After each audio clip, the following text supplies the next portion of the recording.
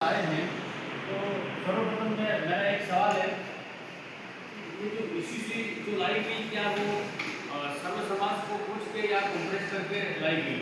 इसमें आदिवासी समाज से विशेष इनको पूछना चाहिए था, कॉम्प्रेस करनी चाहिए थी। दूसरा, इसमें ये एक आदिवासी समाज जो है इसमें विवाह पद्धति इनकी अलग है और पूजा पद्धति अलग है। जैसे प्रकृति पूजक है, ये आदिवासी जो है पेड़ पौधे धरती और सूर्य आकाश चंद्रमा की पूजा करते हैं, ये मूर्ति पूजा नहीं करते हैं। और इसमें अगर ये ईसीसी लागू होती है तो आदिवासी को जो सुरक्षा कवच है SC/ST एक्ट वो समाप्त हो जाएगा। तो इससे आदिवासियों पे अपराध बढ़ेंगे और अन्य जहाँ अल्पसंख्यक में जहाँ आदिवासी रहते हैं वहाँ अपराध आए दिन सोशल मीडिया के माध्यम से हम देखते हैं। कोई ट्रक के नीचे घसीट लेता है इनको और कई प्रकार की मैं अनगिनत जो घटनाएं वो गिनाऊंगा, आप सबको अवगत है पहले से। और जैसे हमारे गांव में और हमारे समाज में अगर कोई गलत काम करता है, असंवैधानिक काम करता है, तो उसको गांव पूरा मिल करके बागरक और पंच परमेश्वर मिल करके इसको गांव से बाहर रख देते हैं कि दूसरी बार मुझे कोई गलती नहीं करे।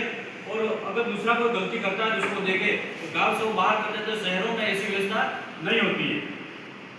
और जैसे कोई घटना होगी, जमीन के लिए झगड़ा हो गया, मेड़ के लिए झगड़ा हो गया, अन्य कोई विवाद हो गया, तो वहाँ बाजगड़िया बैठते हैं।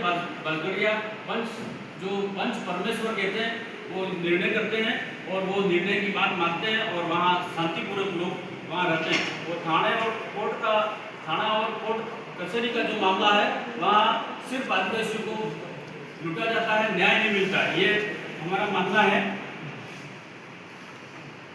और जैसे हम आज समझ रहे हैं कि पांचवी अनुसूची और छठी अनुसूची हमारे संविधान में जो हक अधिकार मिला है, इसको मैं उदाहरण से समझाना चाहूँगा। जैसे भारत आज़ाद हुआ उसके पहले से भारत जल जंगल की सुरक्षा करता है और वहाँ रहता है, जंगलों में रहता है। आज तक उनको पट्टे नहीं मिले और आज़ाद होने के बाद में शासन और प्रशासन के द्वारा उन आदिवासियों को वहाँ से उजाड़ने का काम किया। वैसे ही ईसीसी ला करके आदिवासियों के साथ में धोखा किया जा रहा है। और पांचवी अनुसूची और पांचवी और छठी अनुसूची और SC और ST एक्ट अगर हट जाएगा तो वैसे ही जंगलों से आदिवासियों को वहाँ प्रशासन और शासन के द्वारा हटाया जाता है। ऐसे ही यहाँ पांचवी अनुसूची और छठी अनुसूची से हटाया जाएगा तो इनके साथ में अन्याय होगा। ये सरासर गलत है। आदिवासियों को ईसीसी से बाहर रखना चाहिए।